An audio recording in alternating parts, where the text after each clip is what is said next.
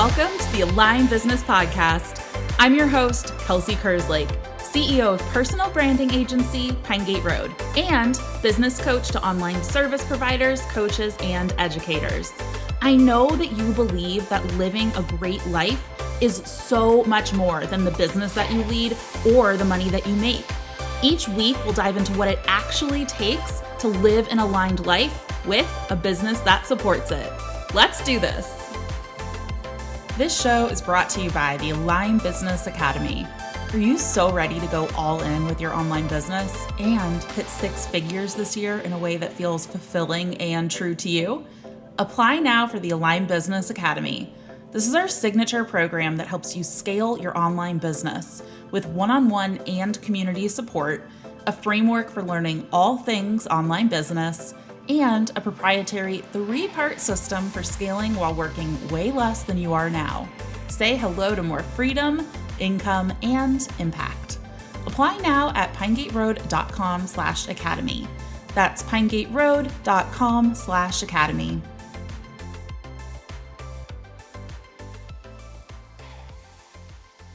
Hello, Liz. Hello. It is so good to have you here. I am How are you doing? happy to be here. I'm good. Yay.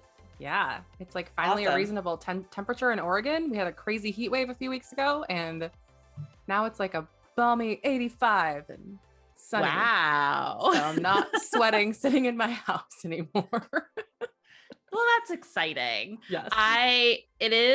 It's actually really cool out today. And I went on a long walk and I was like, this feels amazing. And Yes. my headphones are actually like still sweaty. I like put them on. I was like, ooh, that damp, weird headphone feel, but also it means a good walk happened. So yeah, there you go. It's good. I love that.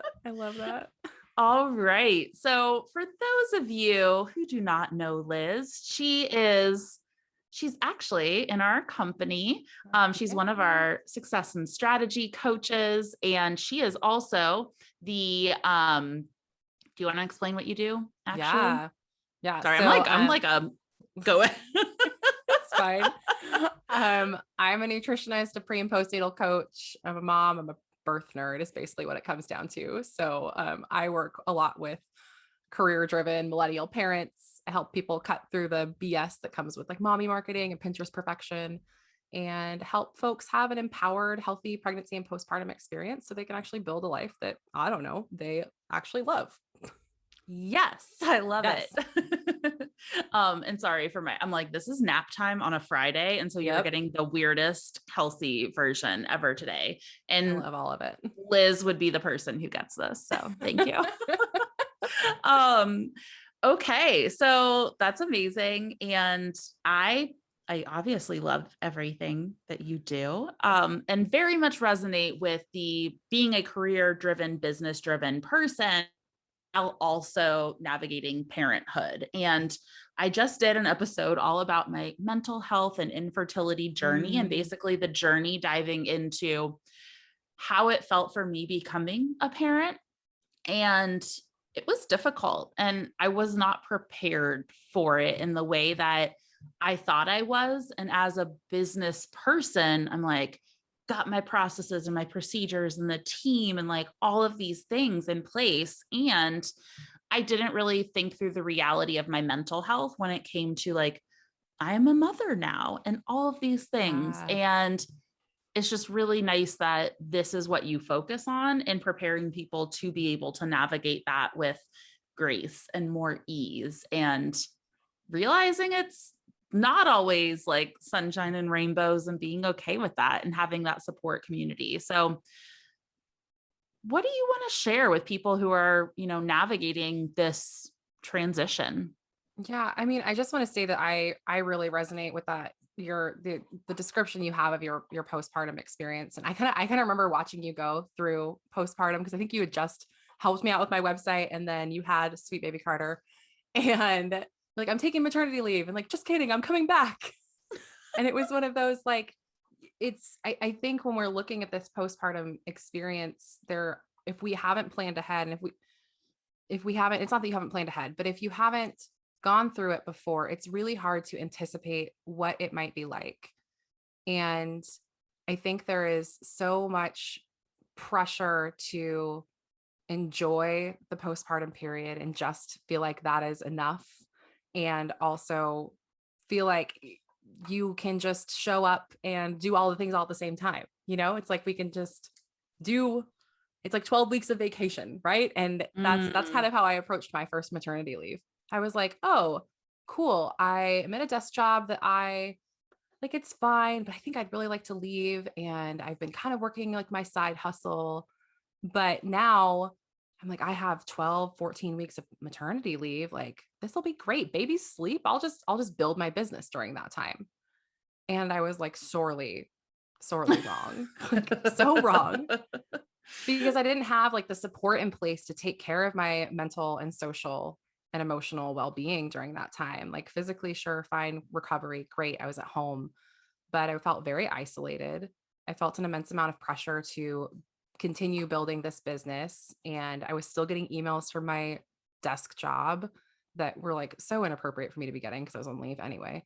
And it was a lot of pressure to just show up and like I want to say perfectly. Like I felt like I just had to do all the things and that I was supposed to really love this phase. Um, and the fourth trimester has some really wonderful moments. That's like the first 12 weeks postpartum. Um, but it's also really, really hard. It's really, really hard. There are so many hormonal, physical changes, and you're introducing an entirely new human into your family.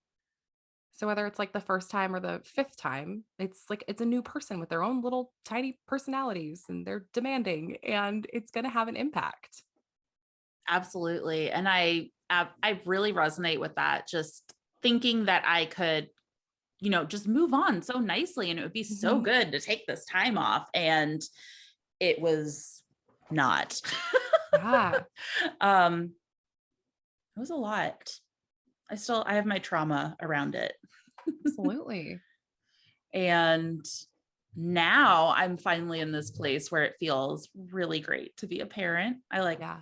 actually really enjoy it and I'm so present with it, which is one of my big goals. I felt like because of that postpartum period, that presence was really missing because my mind was spinning with so much anxiety and just all of the things. And now I'm like, I would I don't wish I would have done it differently because I had no idea, but I'm Mhm. realizing how much I missed because of the mental health issues I was going through. And it's like, I do not want to miss that now that I Right. actually feel mentally stable and healthy. And so I really enjoy every moment. I like sit, I mean, not like every moment. Parenting is, you know. Yeah. And I have these moments in the morning where I sit and I have coffee and like Carter and I watch some kid shows and I just like snuggle him and stare at his little face and like, I don't know, I just love that little moment where I'm like, I just get to be here with you and like Mhm. breathing the same air and just that sounds really weird, but that's how I feel. And I'm just like, this is lovely. And I'm going to drop you off at the nannies and go to work because that's also really fun too. Yeah. It's so funny because I think that we are kind of sold this, as entrepreneurs, like you get to make your own schedule and you have so much freedom, but then you add in the parent piece of it. And all of a sudden it's like you said, like we're recording this during nap time. Our schedules are dictated often by other tiny humans. Even if they're in care, it's dictated by their care schedule. And it's Yeah. one of the like it's both a blessing and a curse of having this kind of flexible lifestyle. Like I can hear the kids outside my office. It's lunchtime around here. Like they're making lunch. I was like, can we not do this too loudly? Um, but having, to navigate all of that around. So I'm curious as you built out your business, it's really about a lot about you've planned your business so you have this flexibility, Yes. right? So what kind of shifts did you make? So I didn't realize the non-flexibility I would have, it's kind of obvious, but I don't think I physically understood how you literally are never alone. You can never make another choice without taking this other being into consideration. Mhm. And the reality of that was the biggest thing that my mind had to wrap around. I remember the first time I just wanted to drive to Starbucks or something. And Mm-hmm. I was like, oh my gosh, I can't just hop in the car. I have to like pack this stuff, get him ready, like make sure he's fed, make sure he's like no poop in his pants. And it was like this whole additional thing. And like I had to make those choices around how he was being taken care of. And like the heaviness of that was Mm-hmm. really, really real. Um, and so I didn't prep for that, for the fact that I never get to make a decision Mm-hmm. without him in consideration. That's big. That's really It's big.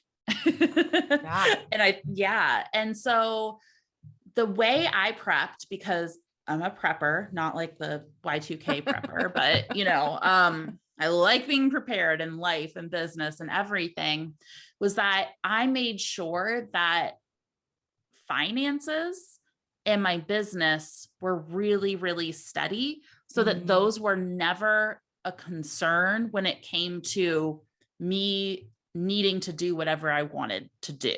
And Right. so I was like, I don't know what this is going to look like. I feel totally and utterly prepared.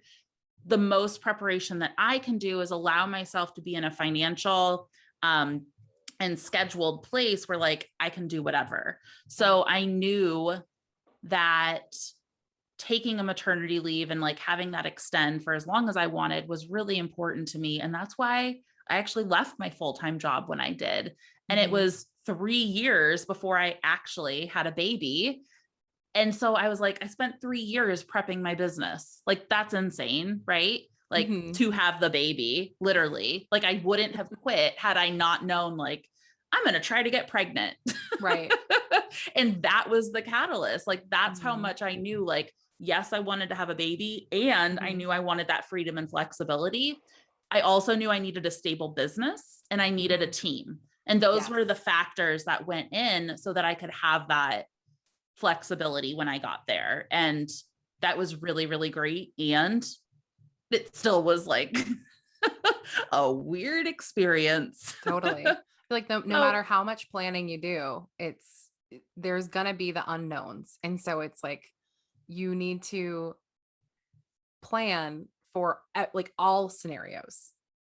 Like all scenarios, like a lovely postpartum experience, a hellish postpartum experience, and make sure, like, I just want to highlight some of the things you had said, like having that support in place, being able to delegate to team, but also like support in your inner circle of people. So you know who you can call when like shit hits the fan. yeah.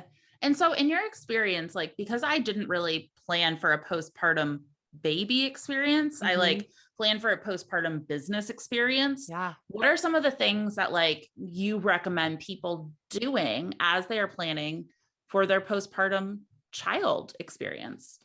Yeah, absolutely. And I think that's one of the things that's missing so often from the talk around birth. Like we plan, like we do the birth plan, right? And like I use that loosely, like because again, there are so many unknowns with birth, but we plan for this big event.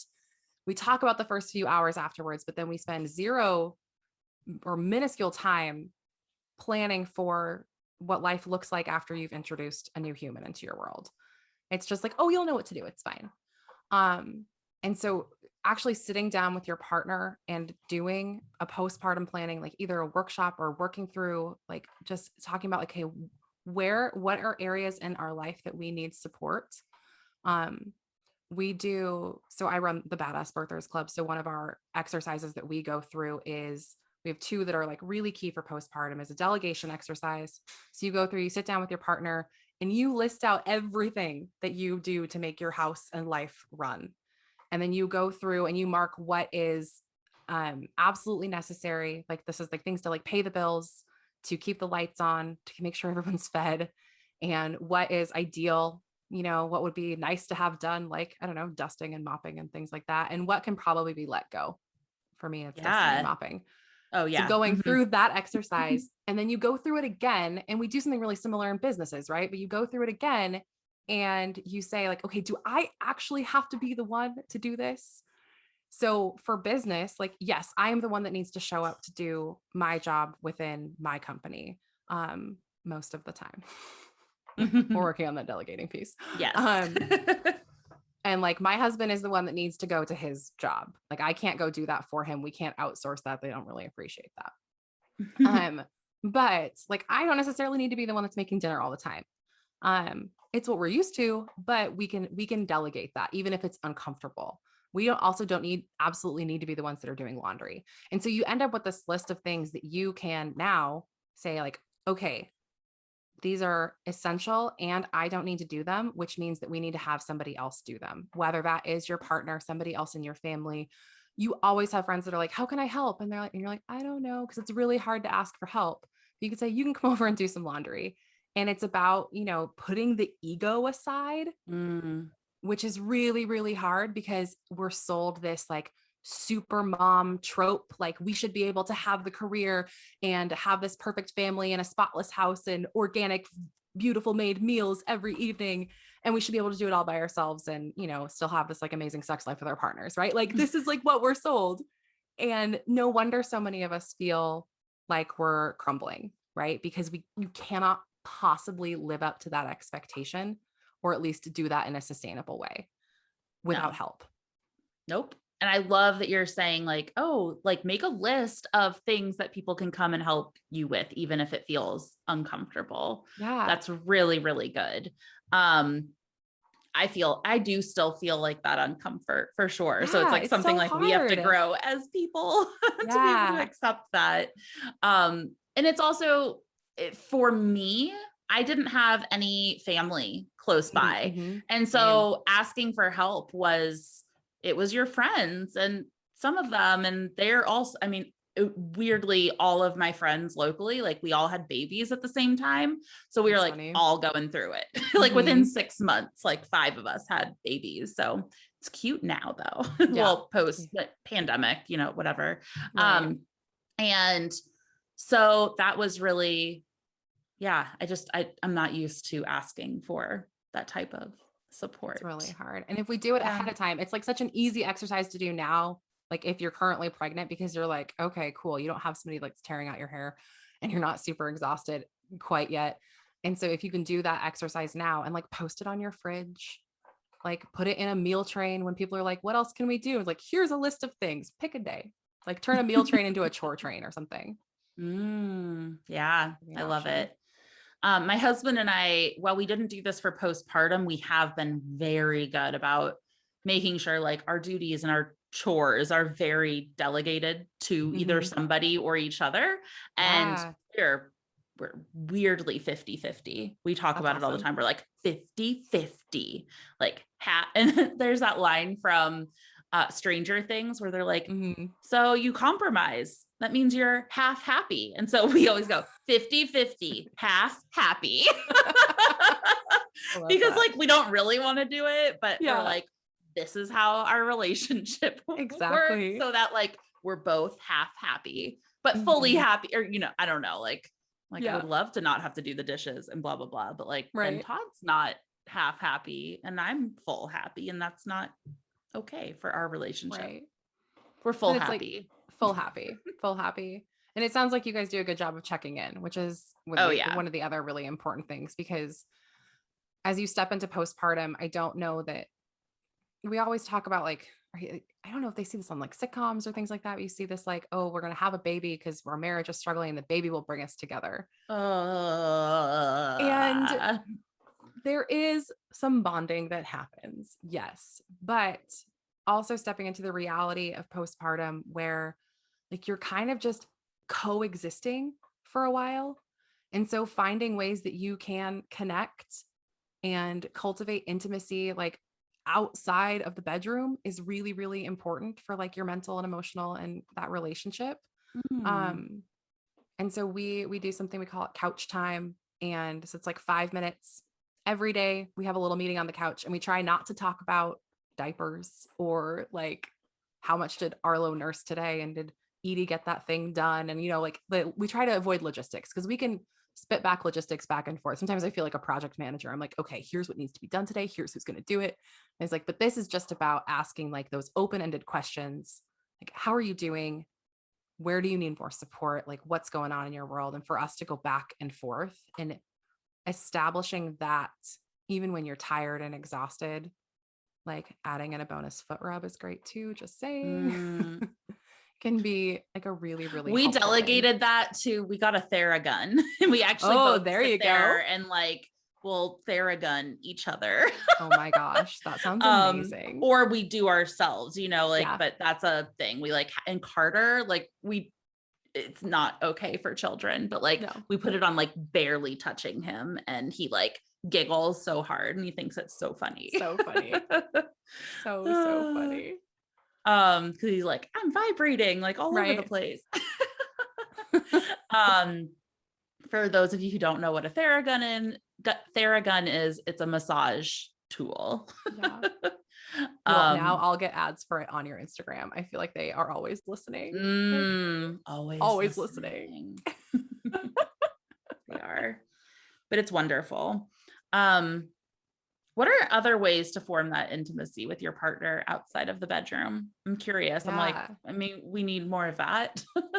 I think understanding your love language is really helpful. And I know that might sound cliche, but knowing that physical intimacy is going to be off the table for a while. Sure, we can talk about like the 6-week appointment where you get cleared for sex and exercise, but often a lot of times like birthing people may not feel ready for sex. And you might, and that's great. Like good for you. I know personally, I did not. I was like, I am touched out. You have a tiny human that is nursing or is at least on you a lot of the time. And the thought of having anybody else touch my body, thank you, no. And there are hormones that are encouraging that, right? Because this is what's happening when you're producing milk, like your body is like, we don't actually want to make another baby right now. So like we're gonna steer clear of that. Thank you. No. So understanding your partner's love language and your love language, how you like to share and receive, because they won't always be the same. So I like to I appreciate quality time. Like that's my love language. Whereas my partner is more like physical touch and quality time or acts of service kind of fall in there. And so knowing that like, maybe we can just cuddle and like, that's okay. Right. Or doing some sort of shared activity. So another another exercise that we do in the program is something called the joy list. And I encourage everyone to do this all the time. And so you make this list basically of each partner would do this of things you like to do by yourself and things you like to do with another person. And that could be your partner or not. And then you break that list down into things that are free and things that cost money because we want this to be accessible at any point. So these can be really, really simple things. Like I really like to go for a walk. That is free and something I like to do both by myself and with other people. But it's like one of my like daily things that I really like to do. Listening to a podcast, going to sit at a coffee shop, Kelsey taking bubble baths, right? Like these are things that you can list.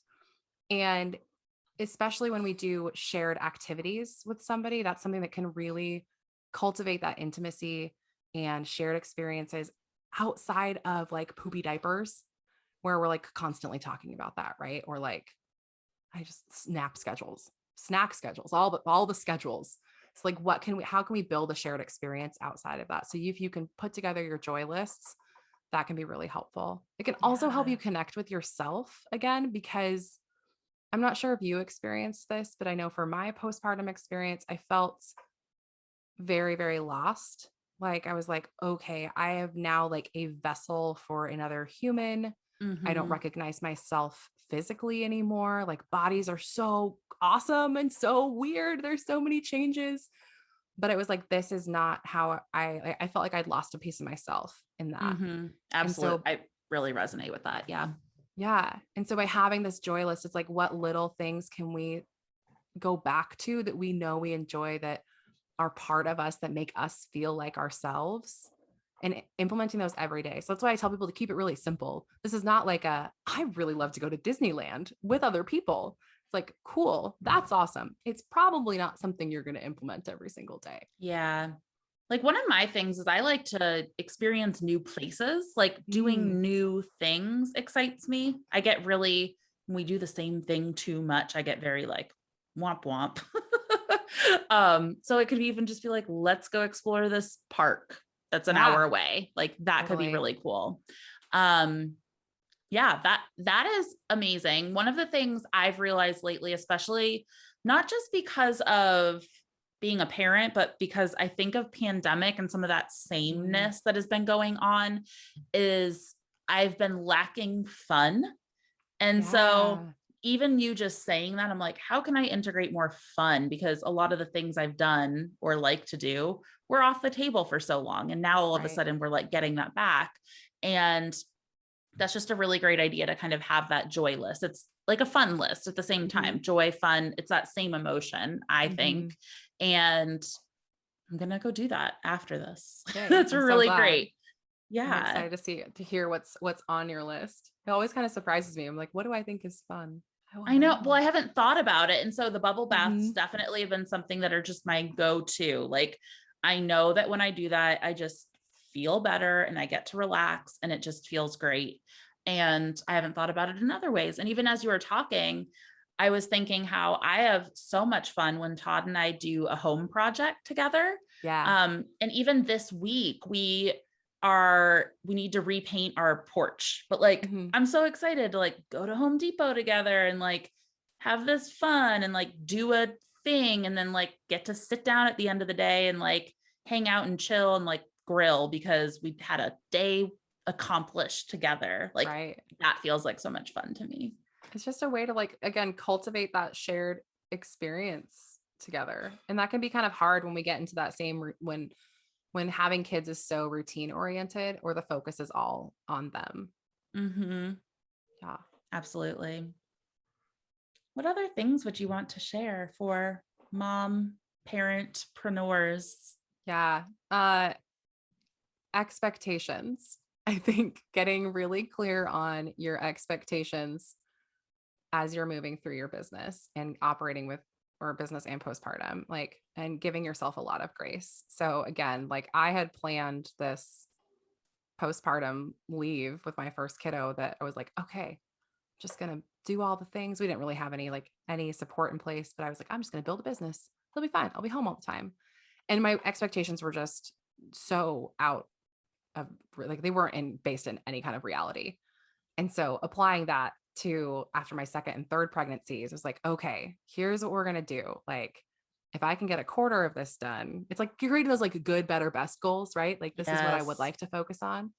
But even going through, I remember, so like I went through Aligned Business Academy before I was a coach. And like Becca, my coach in there, was helping me create like my postpartum plan. And I remember before I stepped into Academy, I was like, Aw. Kelsey, I'm pregnant and I'm not like, I want my business to be in place, like set up and ready to go because I don't want to work. I don't want to feel like I have to work when I'm in Yeah. postpartum. Mm-hmm. And after our second pregnancy, like I had set up my business pretty well. So I had like content running for 13 or 14 weeks afterwards. And we worked our asses Mm. off to make that happen. But that also wasn't sustainable. So I was going into that postpartum experience feeling really, really tired. So I knew I didn't want this for our third experience. Yeah.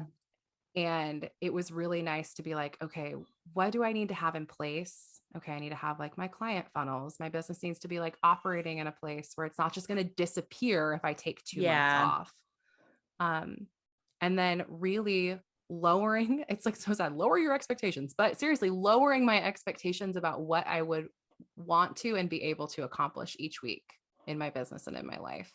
And Yeah. so I wasn't if I got more done, great, but I like wasn't going to be showing up and recording podcasts all the time or working with clients one-on-one. Like I needed to either have a coach in place or have my program set up in a way that like they didn't need me there. Absolutely. Yeah. I think it's like that minimum viable list. It's like, Yeah. what do you need to do to like survive to get through this? And Mhm. I think this just works when you're overwhelmed in general too. And saying like our expectations can be so high and we don't need to meet them. It's doing what we need to survive sometimes through those. And that's it. And I remember before I had Carter, I had a list of like must do these things Mhm. before everything happened. And I finished my tasks like the day I went into labor. My But my gosh. water, I finished them early, and then my water broke that night. I was like so excited to have a full like couple weeks where all I got to do is like lay around and watch Netflix before baby came. But I was so like, gotta get all my tasks done. And then I went into Mhm. labor or my water broke that night. I was like, Yeah, of course, like the day I checked off my last to do. of course. um, but yeah, just lower expectations. And I think this is something that I have it. Todd always says this to me too. I don't, he's like, low expectations keep you really Mhm. happy. And I'm like, sad, but true. It does. Yeah. It's like we don't always have to be in hustle mode. Like, and Yeah. that's one of the really like our bodies naturally go through seasons. And even in pregnancy, there's like a season that happens. So, I mean, you can start like first trimester is spring. And so we're like full of new ideas and kind of a little nauseous. And then second trimester is summer. You have all this energy, like you're ready to go. You're super creative. Like this is a great time to like start planning for postpartum and what you want that to look like and getting those things in place. And then third trimester, really allowing your space. It's like fall. So it's kind of things are getting a little bit quieter. You're harvesting everything that happened in summer. Like it's just everything is starting to calm down. And then really that fourth trimester after babe is born is really that winter. And that's like when we're Mm, inwards, we're calm, where things are quiet, and just allowing ourselves to have that kind of cyclical approach to both our business and our life, I think allows for more growth, creativity. Um, and again, just having a relationship with your business and with your family, because they don't need to be at odds with each other, like that you actually mhm. enjoy. Absolutely. Thank you, Liz. Yeah. Is there anything Thanks. else you'd like to share before we hop off? No, I think I'm good. So happy to be here. I don't know. What else do you want me to share? Like, I don't know. I'm like, again, you're getting my weirdest Kelsey energy I ever love it. today.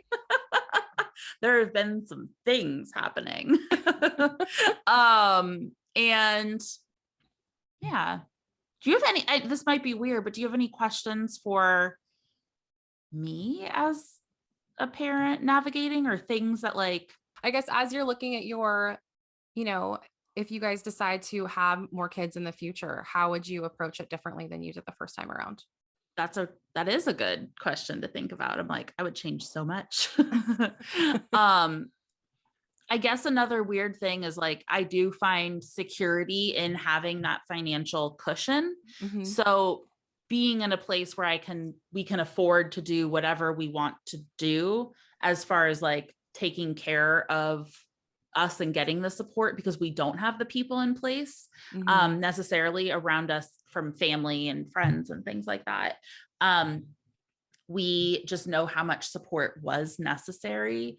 And so it's getting those finances in place to be able to get whatever support we want. And so Postpartum one, doulas. yes, I am getting a postpartum doula, or I don't know, night nurse, Hmm. whatever that is. I want to have somebody actually come to the home and take care of the baby so Yeah. that I can sleep, because I know how important sleep is. I mean, for everybody. And specifically, I'm just not okay if I Yeah. don't get the sleep. And I think that added on to all of the hormonal mental issues that I have had in the past. That was something that just aggravated that even further. And so I'm Hmm. just going to do a lot of things to support me in getting that support. Yeah. Another thing, I'm staying on my anti-anxiety antidepressants through pregnancy, which was something I went off of for Carter. Mm-hmm. So this is something I will continue on them pre and postpartum, which Hmm. feels like a really big decision. Yeah.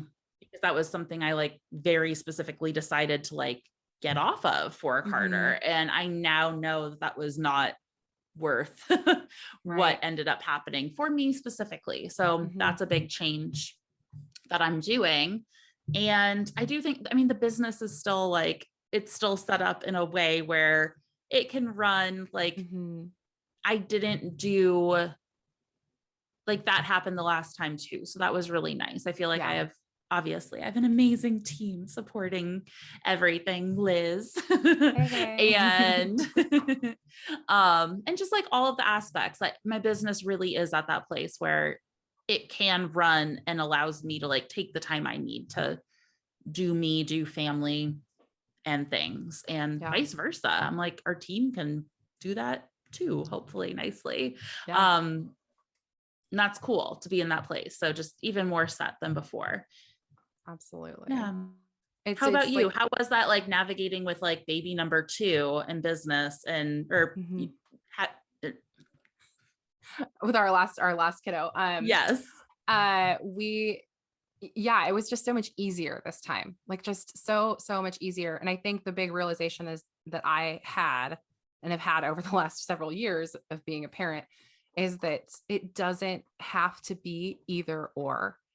And again, it's like there's so much mom shaming and, oh my God, I can't believe you're going back to work. Oh my God, I can't believe you're staying home.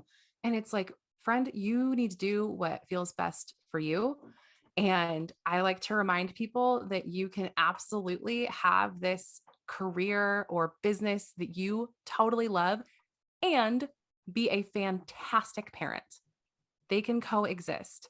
It does not mean that like you're going to be like, I'm not clearly not like hanging out with my kids right now, but they know that I am engaged and that I love them very much and they're getting the support they need. And I know because I can be here that they are being well taken care of and they're getting the support and love that they need. Like everything works out. But what it requires is planning and support in place. And so we can't just pretend, like it goes back to that superhero mom trope, that you can't just pretend like you can just do it all by yourself.